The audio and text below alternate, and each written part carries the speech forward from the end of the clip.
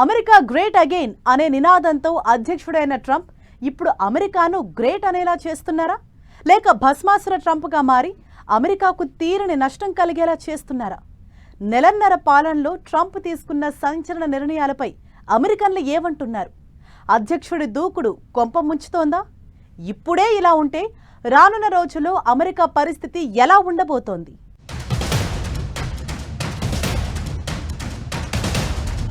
ట్యాక్సులు, ఆంక్షలతో ట్రంప్ సంచలన నిర్ణయాలు. ఫారిన్ పాలసీల్లో కఠినంగా వ్యవహరిస్తున్న అమెరికా. అధ్యక్షుడి దూకుడు యుఎస్కు తీరని నష్టం కలిగిస్తుందా?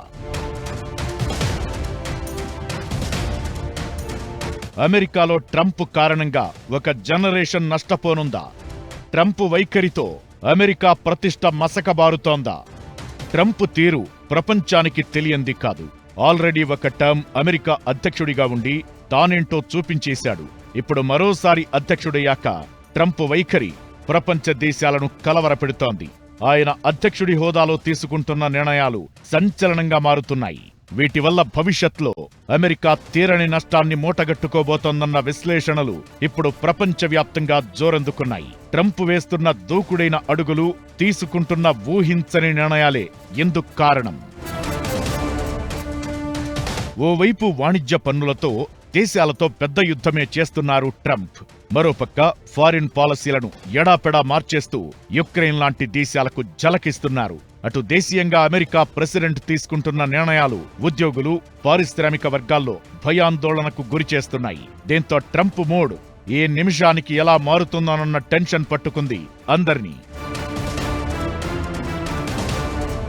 నెలన్నర ట్రంప్ పాలనలో ఎన్నో సంచలన కఠిన నిర్ణయాలు ఉన్నాయి. టారిఫ్ల పేరుతో రష్యా యుక్రెయిన్ యుద్ధాన్ని ఆపుతానంటూ ట్రంప్ తీసుకుంటున్న చర్యలు, యూరోపియన్ దేశాలతో ట్రంప్ వ్యవహరిస్తున్న తీరు, చైనా, కెనడా, మెక్సికో దేశాలతో ట్యాక్స్ వార్, భారత్ పట్ల అనుసరిస్తున్న వైఖరి, వీసాలు, సిటిజన్షిప్ల అంశంపై ట్రంప్ తీసుకుంటున్న నిర్ణయాలు ఇలా ఒకటి కాదు, రెండు కాదు.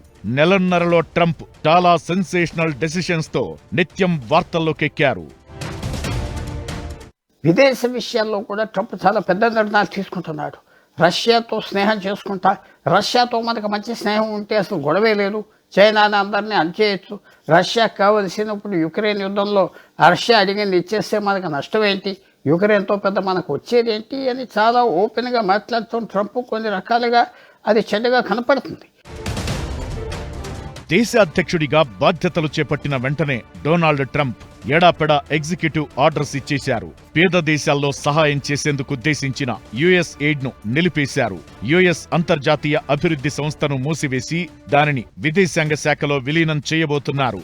ఇప్పటికే ఆయా శాఖల్లో పనిచేసే ఉద్యోగుల్లో కోత విధించారు. చాలా మందిని ఉన్నపళంగా ఇంటికి పంపించేశారు. అమెరికా అంటే అగ్రరాజ్యం.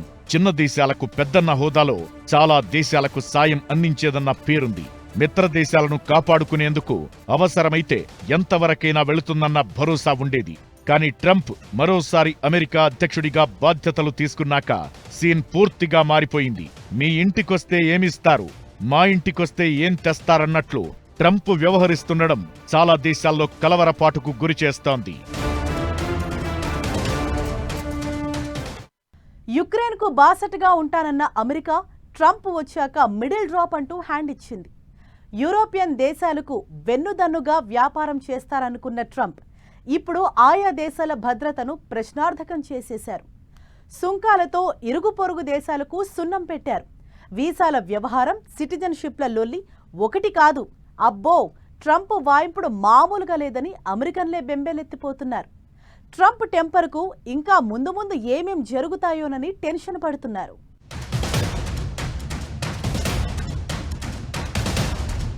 ట్రంప్ టెంపర్మెంట్ డెసిషన్లతో అమెరికన్లు తలలు పట్టుకుంటున్నారు. ఫారిన్ పాలసీల విషయంలో ట్రంప్ అనుసరిస్తున్న వైఖరిపై అమెరికన్లు డీప్ గా డిస్కషన్ చేస్తున్నారు. యుక్రెయిన్తో అమెరికా అధ్యక్షుడు వ్యవహరిస్తున్న తీరుపై చాలా ఆసక్తిగా చర్చించుకుంటున్నారు అమెరికన్లు. యుక్రెయిన్లో అరుదైన ఖనిజాలపై కన్నేసిన ట్రంప్ జెలెన్స్కీతో భేటీ అయ్యారు. అయితే ఓవల్ ఆఫీస్లోనే వాగ్వాదానికి దిగడంతో వైట్ హౌస్ గుట్టు రచ్చకెక్కినంత పనైంది. దీంతో జెలెన్స్కీపై ఉరిమారు ట్రంప్. తరువాత ఖనిజాల ఒప్పందంపై సంతకాలు చేస్తామని యుక్రెయిన్ చెప్పినా దాన్ని పెద్దగా పట్టించుకోలేదు.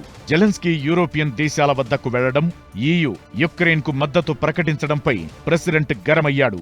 దీంతో యుక్రెయిన్కు కొన్నేళ్లుగా అందించిన సైనిక ఆర్థిక సాయాన్ని ఫట్మని కట్ చేసి పడేశారు. అదే సమయంలో లాటిన్ అమెరికా దేశాలతో బలమైన సంబంధాలను నెలకొల్పి యూరోపియన్ యూనియన్కు చెక్ పెట్టే దిశగా వ్యూహాలు రచిస్తున్నారు.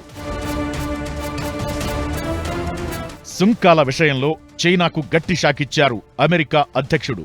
ఇప్పటికే ఆ దేశ ఉత్పత్తులపై 10% సుంకాలు విధించగా తాజాగా దాన్ని 20% పెంచారు. ఫెంటానిల్ డ్రగ్స్ అక్రమ రవాణాను అడ్డుకోవడంలో బీజింగ్ విఫలమవడం వల్లే ఈ నిర్ణయం తీసుకున్నామనేది ట్రంప్ వాదన.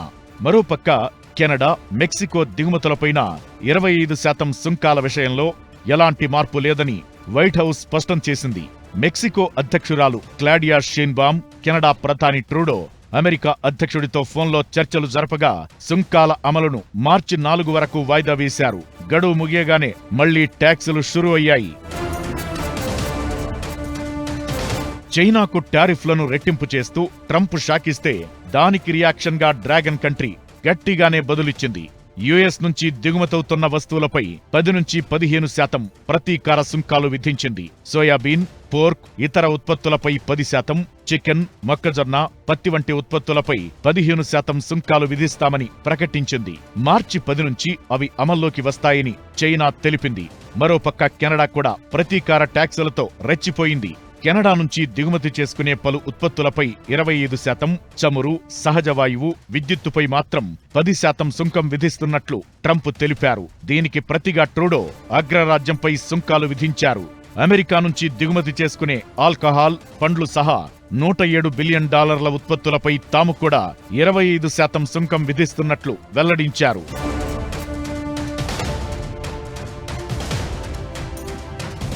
ట్రంప్ ట్యాక్సుల దెబ్బకు అమెరికా మార్కెట్లు ఇప్పటికే కుదేలయ్యాయి.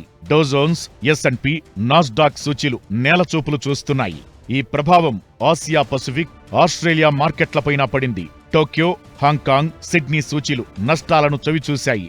ట్రంప్ నిర్ణయాలతో అమెరికాలో పారిశ్రామిక వాణిజ్య రంగాలకు చెందిన వాళ్లు ఆందోళన చెందుతున్నారు. ట్రంప్ మొదలుపెట్టిన వాణిజ్య యుద్ధం ప్రమాదకరమైందని దిగ్గజ ఇన్వెస్టర్ వారెన్ బఫెట్ కూడా అభిప్రాయపడ్డారు. కెనడా, చైనా, మెక్సికోపై భారీ ఎత్తున ట్యాక్సులు వేయడం అగ్రరాజ్యం దుందుడుకు చర్యగా చెప్పుకొచ్చారాయన. ఇది తమ దేశ ఆర్థిక వ్యవస్థపై ఎలాంటి ప్రభావం చూపుతుందోనన్న ఆందోళనను అమెరికన్లు వ్యక్తం చేస్తున్నారు. ఇలాంటి ట్రంప్ చర్యలతో దేశంలో ఒక జనరేషన్ నష్టపోతుందనేది వాళ్ల ఆవేదనగా ఉంది.